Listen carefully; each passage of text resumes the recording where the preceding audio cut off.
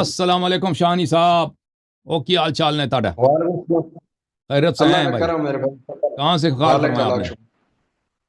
میں پنجاب ڈیرہ غازی خان سے، ویسے آج کل کراچی میں رہ رہا ہوں کام کاج کے حوالے سے. بہت مہربانی بہت مہربانی، کیا حکم ہے جناب، سناؤ. جناب چند سوالات تھے میرے، میں ماشاءاللہ کنورٹڈ شیعہ ہوں، آپ کو بھی سنتا رہتا ہوں ماشاءاللہ. جی سر بولیں. اللہ تعالیٰ آپ کو سلامت رکھے میرے پیارے بھائی. ایک پہلا میرا سوال ہے کہ ہمیں ایک لیکچر اسپیشل ایک تیار کریں پلیز شیعہ کتب کے حوالے سے. اوکے انشاءاللہ. کہ ہماری شیعہ کتب کون کون سی ہیں، ان کے محدثین کون کون سے تھے، کیونکہ آج کل ہمیں عام لوگوں کے لیے نا یہ چیزیں مکس ہو گئی ہیں، تو پتہ نہیں چلتا کہ ہماری مستند چیزیں کون سی ہیں اور جو ہے نا غیر مستند چیزیں کون سی ہیں. انشاءاللہ باذن اللہ. ٹھیک ہے. دوسرا یہ اخباری و اصولی جو علماء تھے ہمارے محدثین وغیرہ، ان کے فرق پر بھی اگر کوئی ٹائم نکال پائیں کبھی لیکچر دیں تو ہمیں پتہ چلے. انشاءاللہ. اوکے جناب. اچھا، اس کے بعد تیسرا سوال جناب زہرا علیہ السلام کے حوالے سے آپ نے 5 لیکچر بنائے تھے، وہ پورے کے پورے میں نے دیکھے ہیں، جس میں آپ نے جو ہے نا بی بی کے وہ دھمکی والے ثبوت دیے. مزید آپ نے کہا تھا کہ میں جلانے کا بھی ثبوت دوں گا، لیکن وہ ویڈیو شاید آپ بنانا بھول گئے، ابھی تک وہ نہیں بنا پائے. میں اس کے جو ہے نا انتظار میں ہوں. انشاءاللہ باذن اللہ. اچھا، اس کے بعد بصائر و درجات میں ایک حدیث ہے جس کا جو ہے نا غالی لوگ ائمہ معصومین علیہ السلام کے عقیدہ تفویض کے حوالے سے اس کا کوئی شاید غلط ترجمہ کرتے ہیں، اس کا صحیح ترجمہ کروانا ہے آپ سے.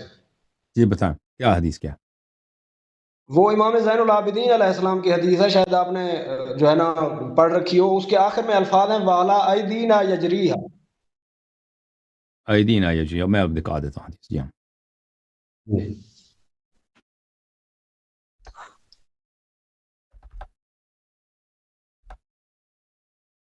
اس اچھی طرح سے سن لیں. دیکھیں، انسان محنت کرتا ہے تو رزق ملتا ہے نا. انسان محنت کرتا ہے تو رزق ملتا ہے. اگر آپ گھر میں بیٹھیں محنت کریں رزق ملتا ہے، آپ کو رزق ملے گا. اللہ نے رزق کی ذمہ داری لی ہے، لیکن اگر کوئی محنت نہ کرے تو اس کو رزق نہیں ملتا. جی بالکل. ملاحظہ کریں، یہ اختیار معرفت الرجال المعروف برجال الکشی ہے. پھر میں آپ کو سب حدیث دکھاؤں گا، ٹھیک ہے نا. یہ یہاں پر یہ حدیث ملاحظہ کریں، حدیث نمبر 2 صفحہ نمبر 271، حدیث نمبر 578 87 587.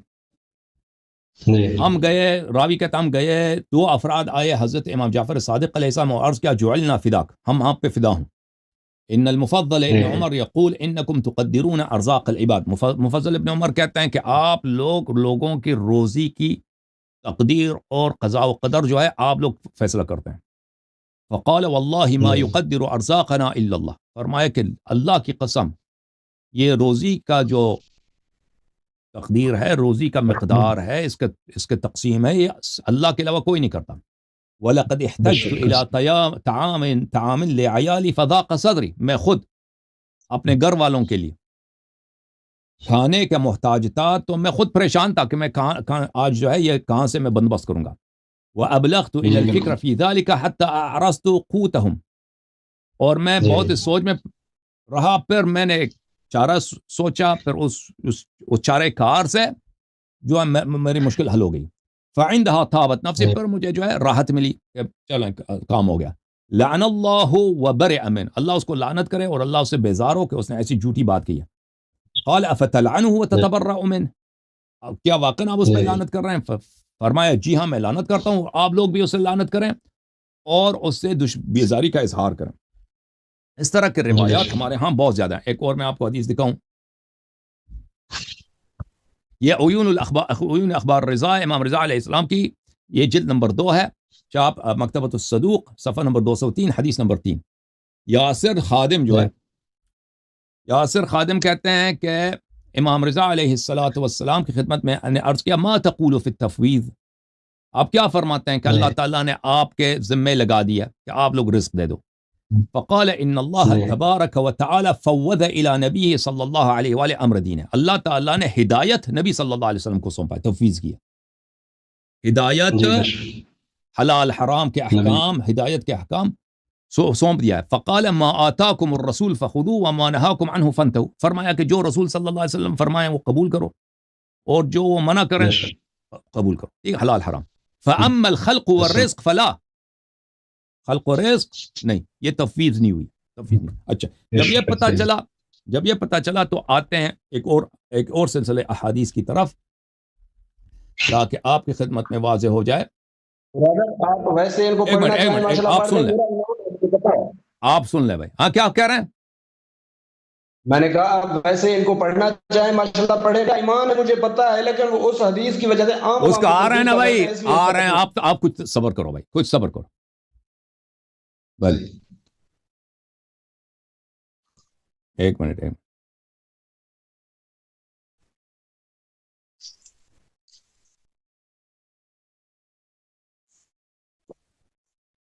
یہ کتاب ہے میرے بھائی الفروع من الکافی، جلد نمبر 5، جلد نمبر 5. اوکے، یہاں پہ یہ حدیث ملاحظہ کریں.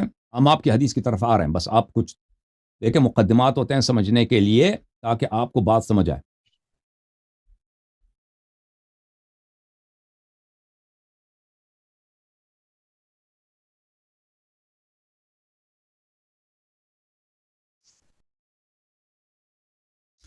الحث على طلب و تعرض للرزق. اہل بیت علیہ السلام نے حکم دیا کہ آپ طلب رزق کے لیے محنت کریں اور ایسے کام کریں جہاں پر آپ جو ہے نا، جہاں پہ اللہ کا روزی ہوتا ہے، ایسے کام کیا کریں، ٹھیک ہے نا. اچھا، امام جعفر صادق علیہ السلام نے فرمایا لأقعدن فی بیتی ولا اصلین ولا اصومن ولا اعبدن ربی فاما یرزقنی فسیأتین. ایک شخص نے امام جعفر صادق علیہ السلام کے لیے بارگاہ میں عرض کیا کہ میں اپنے گھر بیٹھ جاتا ہوں، وہاں پہ نمازیں پڑھتا ہوں، روزے رکھتا ہوں اور اپنے رب کی عبادت کرتا ہوں، رزق تو آ ہی جائے گا نا، رزق تو آ ہی جائے گا. فقال هذا احد الثلاثه الذين لا يستجاب لهم. فرمایا کہ وہ 3 لوگوں میں سے ہیں جن کی دعا اجابت نہیں ہوتی. جو گھر بیٹھتا ہے، محنت نہیں کرتا اور اللہ سے رزق مانگتا ہے تو اس کو رزق نہیں ملے گا. اللہ کہتا ہے تم محنت کرو، پھر دعا کرو، پھر رزق ملے گا، ٹھیک ہے نا. جی بس. امام جعفر صادق علیہ السلام نے فرمایا ارأیت لو ان رجلا دخل بیته واغلق بابه اکان يسقط عليه شيء من السماء. کیا آپ سمجھتے ہیں کہ آپ اپنے گھر میں بیٹھیں، دروازے پہ تالا لگا دیں، اندر آسمان سے آپ پہ روزی آئے گا روزی آسمان سے؟ محنت کرنا پڑے گا بھائی، کاروبار کریں، محنت کریں، مزدوری کریں، پھر ملے. جب یہ پتا چلا تو آتے ہیں اب آپ کی حدیث کی طرف. سمجھ میں آئی نا بات آپ کو، جو آپ جس حدیث کی طرف آپ نے اشارہ کیا، بصائر الدرجات. ہاں، یہ بصائر الدرجات حدیث یہ ہے ان الائمہ علیہم السلام یعرفون منطق الطیر، پرندوں کی زبان ائمہ طاہرین علیہم السلام جانتے ہیں. اچھا،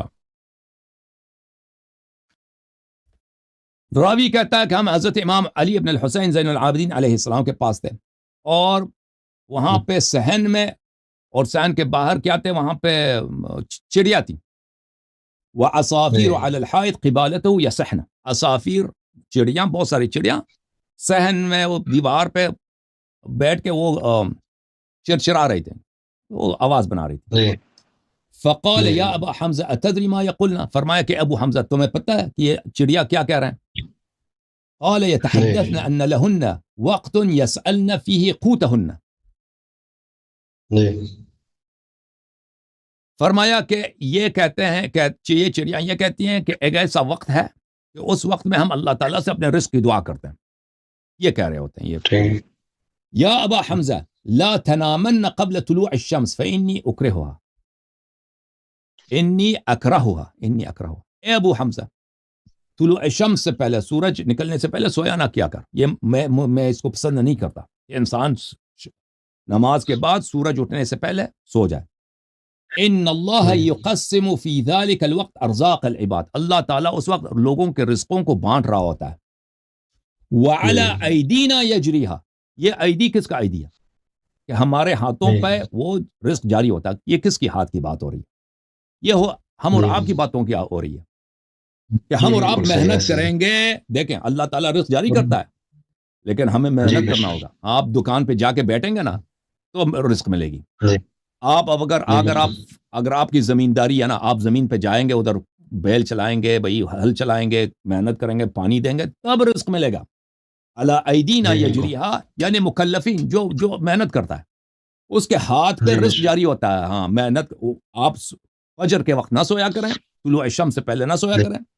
ہاں اس وقت اللہ تعالیٰ رزق تقسیم کر رہا ہوتا ہے، اور آپ اور لوگوں کے ہاتھوں میں ہی تقسیم ہوتا ہے، یعنی آپ کو جو رزق ملتا ہے وہ آپ کی محنت کی وجہ سے، آپ کی اپنی وہ جو آپ محنت کریں گے ملے گا نا۔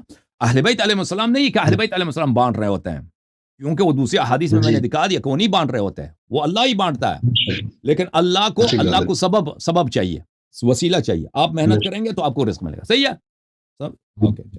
اوکے خدا حافظ۔